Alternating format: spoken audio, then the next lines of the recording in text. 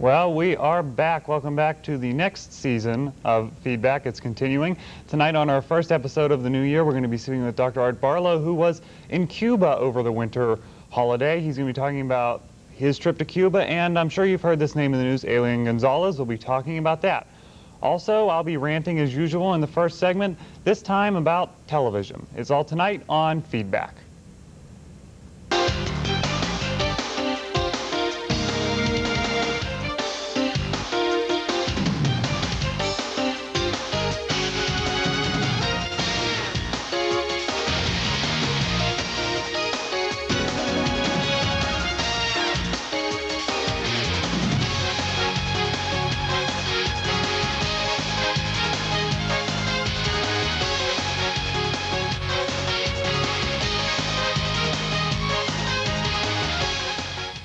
And as I said, welcome back to this next season of Feedback.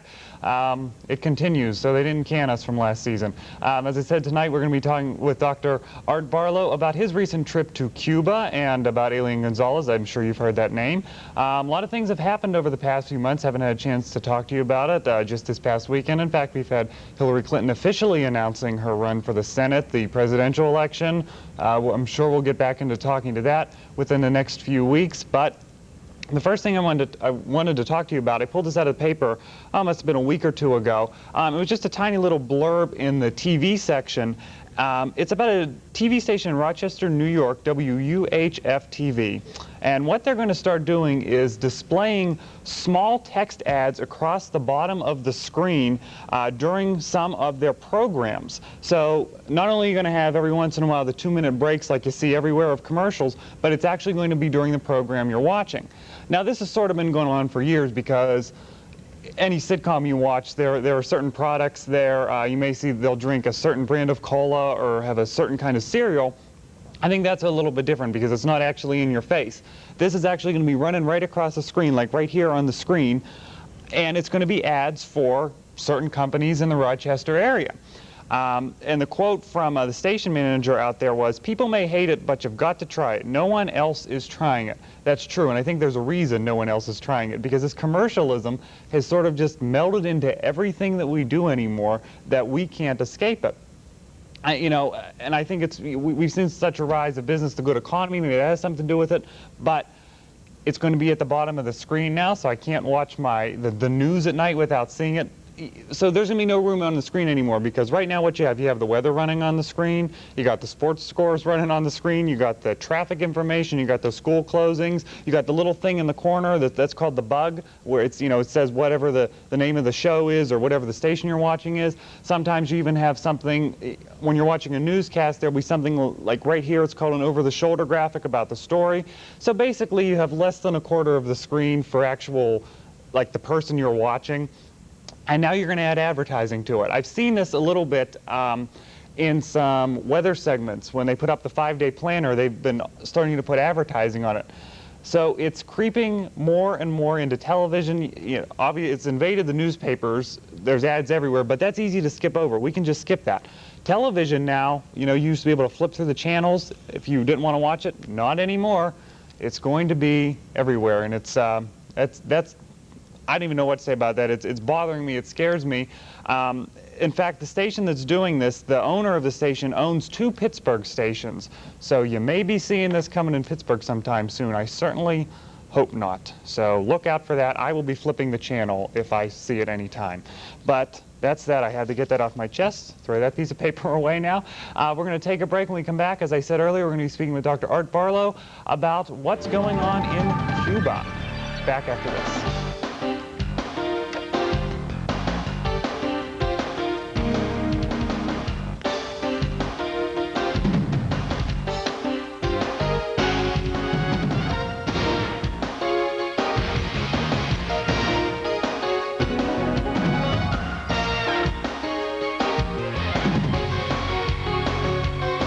Accident. Programs like mentoring, job training, counseling, along with after-school activities are keeping kids away from crime and crime away from kids. Look around. You'll see that kids involved in these kinds of programs are kids who are staying out of trouble. It takes you and programs that work. Call 1-800-WE-PREVENT and we'll send you a free booklet. Call now and help take a bite out of crime. Do you know who I am? Am I a P or a D? A Q, perhaps? Or a B? I am dyslexia, and millions of kids struggle with me every time they read. Call now to help your child manage his learning disability. There's no reason to be held back. Feedback starts now. And I said, you know, it wouldn't a better name for a movie to come out now, and I think I'm going to make the movie or write the book. It would be a great book to have, and you can call to get her book. You can also find it online. Well, I have a feeling I'm going to be rather opinionated. People I know, so let's ask them about scheduling. Why is it that students have such a problem here with? Tune into Feedback with Mark Despotakis every Tuesday and Wednesday night beginning at 7:30 p.m. We're totally out of time. No time to talk to you. We'll see you tomorrow.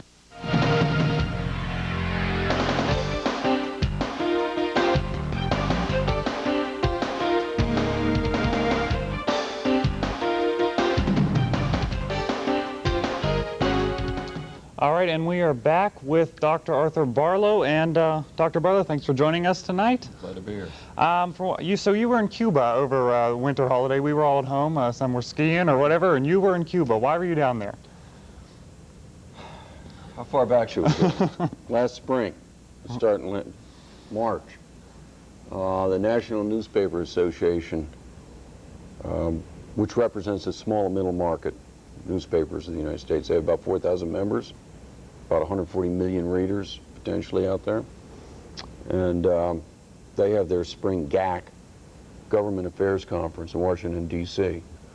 And Bill Lawball and I have been going to that on and off for about 3 years now to represent the Society for Collegiate Journalists. I'm the executive director and Bill's the national president. And so we have a dialogue with them, networking, if you will. And at the GAC, at the very last event, it was a briefing in the National Press Club. Pierre Salinger was there. And Lockwood Phillips, the president of NNA at that time, said, by the way, we're exploring the possibility of getting a group together to go to Cuba.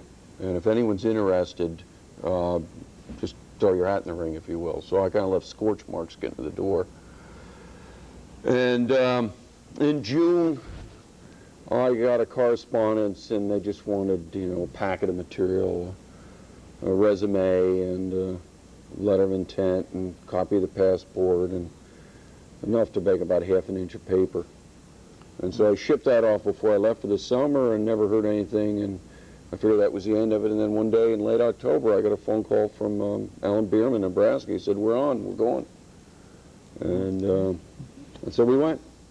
So I understand that it was more for you than obviously just going on this trip. While you were in the University of Florida, I believe your what was it? Your master's thesis was titled "Press, Self-Censorship, and the Bay of Pigs Invasion." So this had a little bit more significance for you going than just with the NNA, right? Oh yeah, I was, you know, I mean, it was kind of a layered experience, if you will.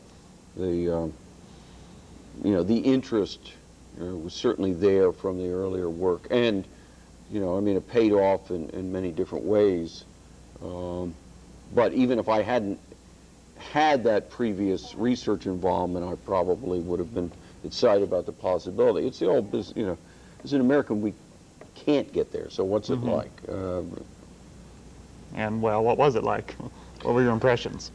Well, it was a very, you know, I'm not going to say it was a life-changing experience because I wasn't that surprised, but it certainly has politicized me. And,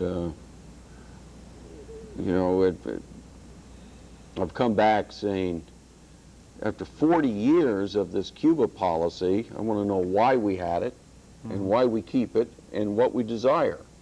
And seeing as how this is an election year, these might be good questions. Sure. Because it's not working, except to the detriment of Americans. You know, we can't travel there and we can't trade there. So when you get there, you know, they're Canadians, there's you know, people from Latin America. The Mediterranean's well represented. There's always a scattered Aussie, but for Americans to legally get in and get out, you know, our country bans it. And why? Well, at least the stereotype that we're presented with is that this is a bad country, that we don't want anything to do with them. You don't want to go there. It's like a slum there. Was it that way? Did you find it to be that? No, I've been in third world countries, and you know, I'm not, I suppose, shocked or surprised by externals. Yeah, Havana looks pretty grimy. And, you know, the embargo has obviously worked. If one of the goals is to keep their cities looking shabby and to keep their transportation system in arrears and to keep people working, you know, with antiquated equipment, fine. But, you know, school's out and the children are playing in the yard and they're playing their games and they're happy, and, you know, the people in the streets seem to be going about their work the way other people do. You hear laughter, people smile. And so as far as an infrastructure is concerned, it's working just fine.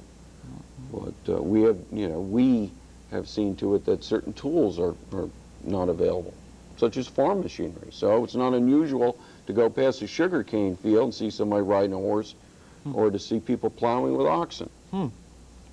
Well, you know, as a group of Americans down there, did you find that you were the hated bunch there, much as we're told they may be?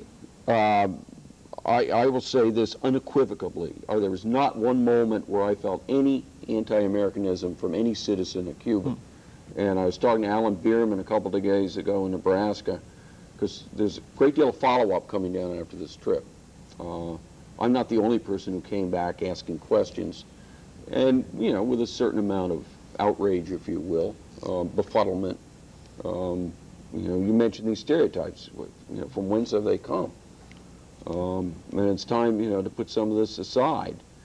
But as far as anti-Americanism, when you see the protests in the street, they're not, you know, they're not expressing hatred for America. They are, you know, voting with their feet, if you will, for the return of one of their own. That's why you have 100,000 people. You know, they're not burning American flags. They're not chanting. And it never occurred to me, you know, and I go out on my own quite a bit. I took, you know, I went to the old city of Viejo Havana, the old town, and walked back along the waterfront, the Malecón, as they call it. And, you know, chatted with people and popped in stores and walked along and watched the kids down the waterfront. But it is not a hostile climate. However, there was one person on the delegation who related a story. It was like the night before they left, one of his best friends called him up and pleaded with him not to go because he felt his life was in danger. Wow. Don't go there because everything's happening. And so you go and you see, and then you have to compare the stereotype to the reality of your experience. Right.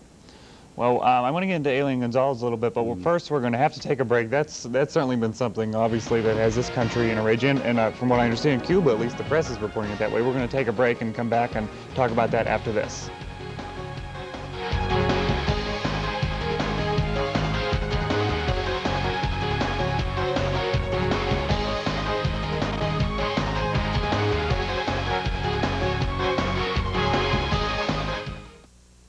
You stop in at Fashion Bug, located in the Clarion Mall. Whether you're looking for junior trendy, girls, or fashion for women, they have it all with many different styles. With our newly expanded shoe and accessory department, you're surely to find that special touch to enhance that new outfit. And if you have a fashion question, our experts are here to help. That's Fashion Bug, located in the Clarion Mall, just off Exit 9 of Interstate 80. Open Monday through Saturday, 10 a.m. till 9 p.m. Sunday from noon till 5. It's not just about planning. It's about living. And long-term relationships that outweigh short-term gains. At Edward Jones Investing, it's about knowing you. My every hope, my life, my world, it all begins with a dream. Edward Jones, investing in you and your dreams. In Clarion, see Gary Martin, located on Main Street. Phone 226-7896.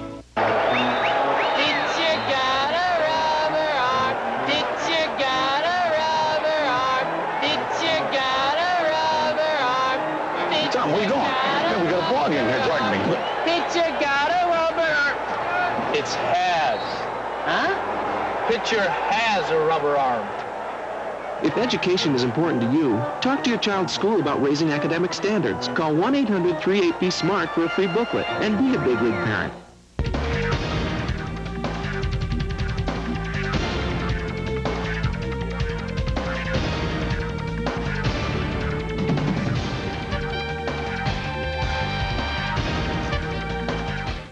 And we are back, and if you've been paying attention to the news, and even if you haven't, I'm sure you've heard it's the biggest news out there. Well, not the biggest news, but certainly something that's been going on since Thanksgiving Day here in the United States. Aileen Gonzalez found clinging to an inner tube. Boat sinking killed his mother and 10 others. That's how the USA Today reported it a few weeks ago.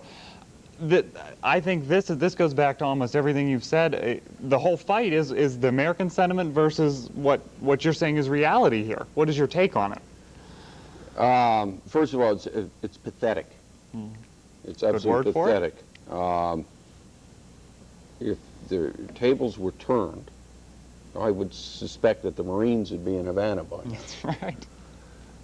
But, you know, the question ostensibly is, who is better capable of raising a child who's just lost a parent, the father or a great uncle? Right. Well, I'd like to find any other situation where the answer would be, well, of course, the great uncle.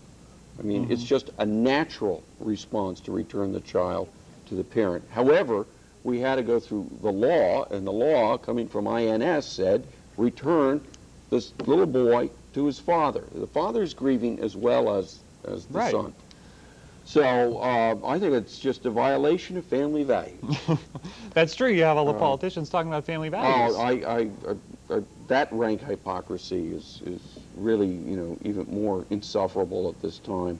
Then, you know, you have a situation where you've got a group of people in Miami who really aren't Americans or Cuban Americans. They're the Cuban exile community. Most of them, you know, fled Cuba when Castro was successful, and Batista was certainly a dictator.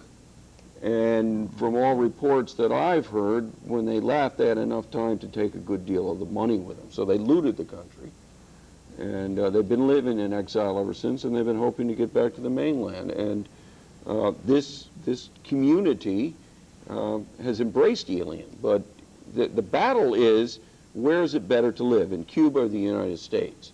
And that has clouded the issue. Right. And people then get very emotional. This little boy risked his life, you know, to come to Disney World, and he should be able to have, you know, all the toys and dogs that he wants. Well, I think that they're saying that they've asked him, and he says, oh yeah, I want to stay here. Well, he's 6 years old, and they've taken him to Disney World, and they give him anything he wants. What's a 6-year-old boy going to say? What? And now you have these politicians trying to make him a citizen and keep him in the country. Well, we even have, you know, the absurdity now of trying to rush a bill through Congress to make him a citizen.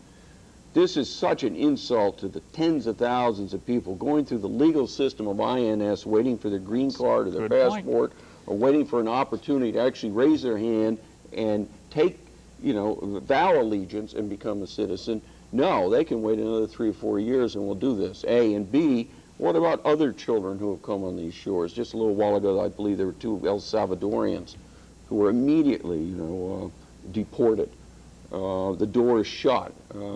We have this, you know, this heartthrob where we let this one token child in. And then there's the other dimension of the case, and that is that this really does, you know, it hurts the Cuban people. It's an island nation. I know everybody has, you know, familial bonds, but my feeling was that, you know, Elian's part of this family, and so, you know, it's holding him in Miami is a way of reminding every Cuban of the power over their life, their lifestyle. So, I think it's arrogant. Well, what did you find when you were in Cuba? You know, in America, we've seen a lot of very vocal people on this. It parades in Miami and things. Did you find anything similar to that in Cuba? We were in Havana 4 days, and then we went inland, including the Bay of Pigs. And we were there 1 hour, and I remember hearing this funny type of siren. And, you know, we were in the Hotel Libre, big hotel in downtown Havana. And I look outside, and there's just a flood of people coming through the streets. And it was a protest. And they had given all the school children of Cuba these free alien T-shirts. And most young people were wearing the alien T-shirts. You've seen them in all the protest photos. Most, if not all, the school children in Cuba wear uniforms. And it's not like they're regimented. They're just nice, clean uniforms. They don't have party badges on them. There are some people who think that it's good to wear uniforms to school. You know, you're not playing the label game with each other. So you see these people, the young people coming in, but then people of all ages. And granted, you know, the government did announce there will be a protest at this time. And the last day we were there was also a protest, because that was the 14th of January, and Elian was to have been returned to his hometown of Cardenas. And no, he didn't come home. So they had a second probe, 100,000 people. And people were bussed in from, you know, the hinterlands for that. And, you know, the people of the city turned out. Well, American sentiment is what a lot I've heard is that this is the Cuban government using Elian as a puppet, maybe, to try to win it back. You know, I don't see how they could see it that way. Well, people see what they want to see. Right. We have been, you know, it was for 40 years we vilified Castro. In fact, you will note that just about every time there's a reference made to Fidel Castro, it's the dictator Castro. That's true. As if that was his first name. I mean, we extend a certain amount of politeness to other leaders around the world. But, you know, it's always been the dictator Castro and communism, even though they practice the state socialism. And, you know, these roots run very deep, and they affect, you know, the way people are responding to these situations.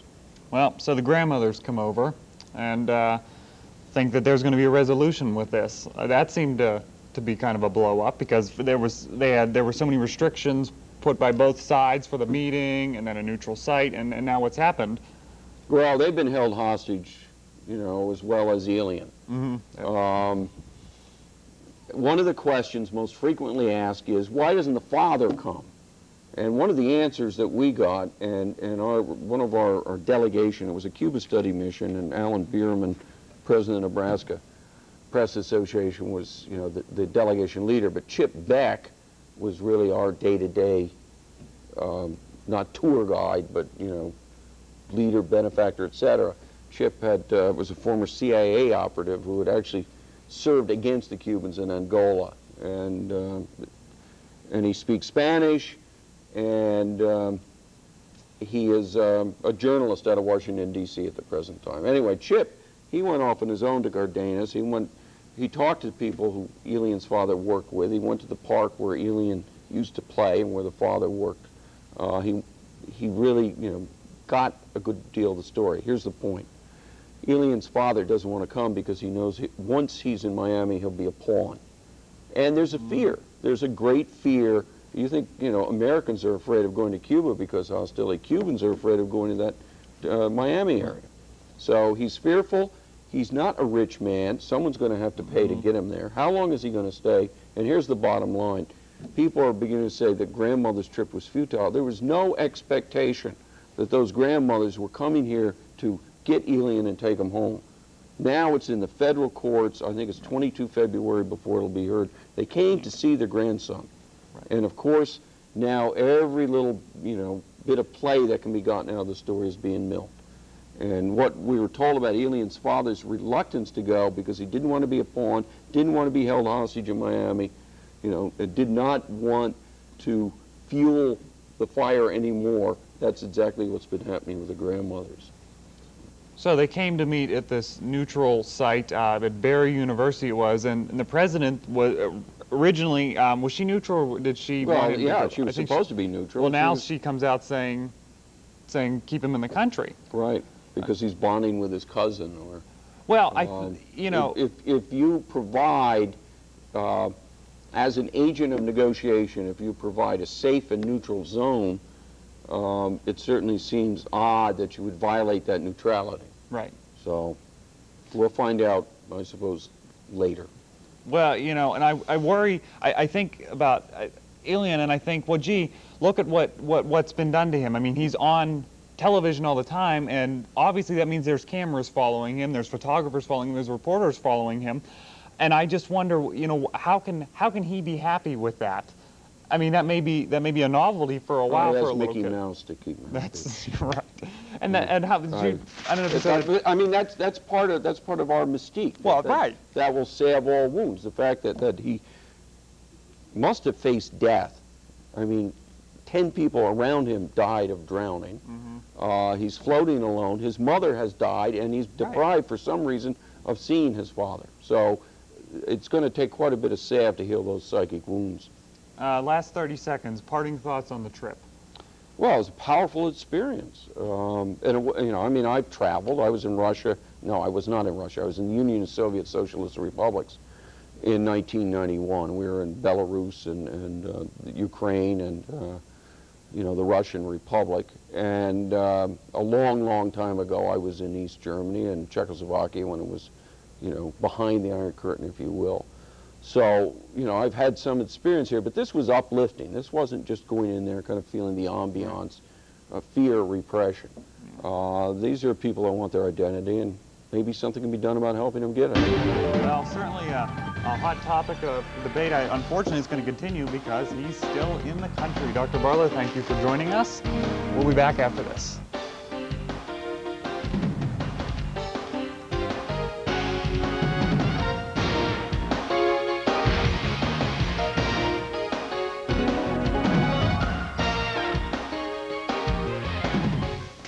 Other stations are showing their boring programming. Only one station is bringing news coverage closer to home.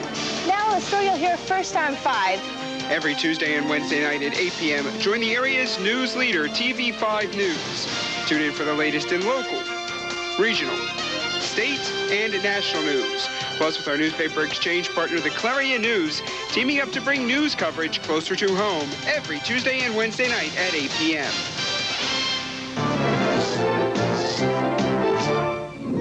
Siggy, you left the TV on. Shame.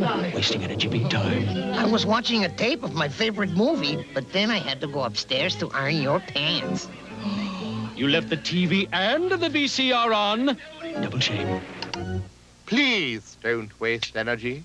It's a positive solution that will reduce air pollution. Thank you.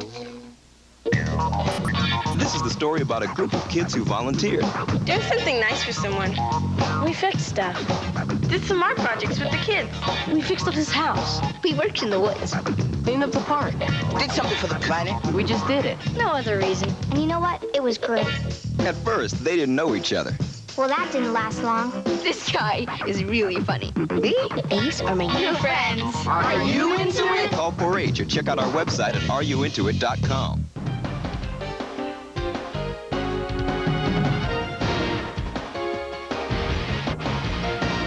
All right, and once again, thank you, Dr. Barlow, for joining us today. Join us tomorrow night. State Senator Mary Jo White will be here, and coming up next is TV5 News, the first one of the year.